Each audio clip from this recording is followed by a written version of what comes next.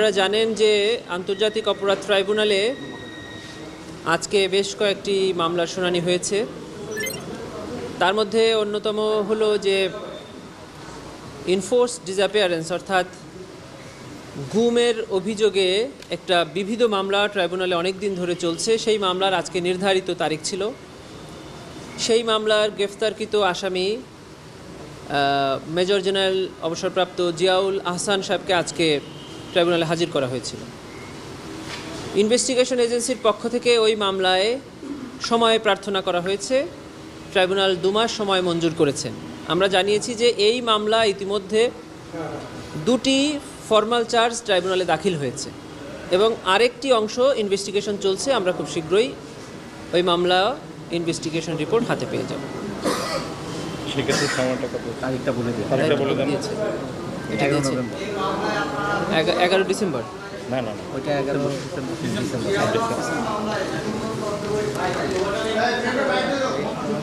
এটা আসলে সাবেক প্রধানমন্ত্রী শেখ হাসিনা, সাবেক নিরাপত্তা উপদেষ্টা জনাব তারেক সিদ্দিক সাহেব সহ বেশ কয়েকজন আসামি ছিল। তার 2টি অংশ তদন্ত প্রতিবেদন দাখিল হয়ে ফর্মাল চার্জ আকারে ট্রাইব্যুনালে দেওয়া হয়েছে। তার প্রসিডিং শুরু হয়েছে।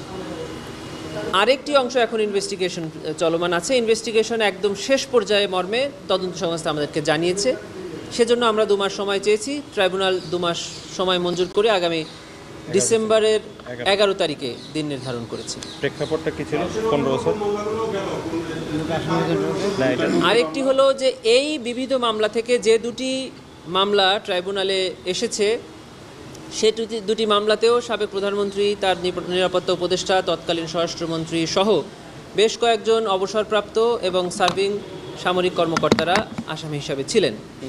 আপনারা জানেন যে ওনাদেরকে 2টি মামলায় এই ট্রাইব্যুনালে হাজির করা হয়েছিল। সেই মামলার পরবর্তী তারিখ নির্ধারণ করা হয়েছিল 20 নভেম্বর।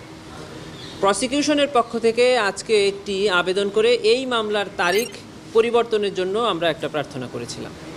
সেই আবেদন মঞ্জুর হয়ে আগামী নভেম্বর মাসের 23 তারিখে ও 2টি মামলার পরবর্তী তারিখ নির্ধারণ করা হয়েছে। অতএব ওনাদেরকে পরবর্তী তারিখ যেটা 20 নভেম্বর ছিল সেটা পরিবর্তিত হয়ে 23 নভেম্বরে পরিবর্তিত হয়েছে এবং স্থানান্তরিত হয়েছে। এটা আমরা প্রসিকিউশনের প্রিপারেশনের কারণে আমরা প্রসিকিউশনের পার্সোনাল ডিফিকাল্টিজ আছে মর্মে উল্লেখ করে এই আবেদনটি করেছিলাম। 3 দিন শিফট করেছি। যথাযথ প্রস্তুতি। জি। আরেকটি মামলায় আমরা তারিখ পরিবর্তনের আবেদন করছি। সেটা হলো জুলাই গণঅভ্যুত্থান চলাকালে রামপুরাতে যে মানবতা বিরোধী অপরাধের অভিযোগে এখানে আরেকটি 4 জন আসামি করে এখানে ফর্মাল চার্জ দাখিল করা হয়েছিল। সেখানেও 2 জন সামরিক কর্মকর্তা আছেন। সেই মামলাটিও আমরা তারিখ পরিবর্তনের আবেদন করেছিলাম। সেটিও মঞ্জুর করে সেটির তারিখ ছিল 5 নভেম্বর। সেটিও পরিবর্তন করে 24 নভেম্বর করা হয়েছে। জি জি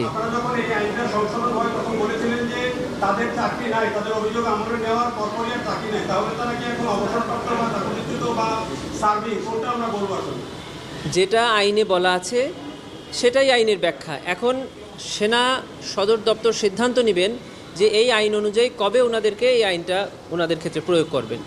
যতক্ষণ না প্রয়োগ করেছেন ততক্ষণ পর্যন্ত তো ওনারা সার্ভিং বলাই যেতে পারে। জি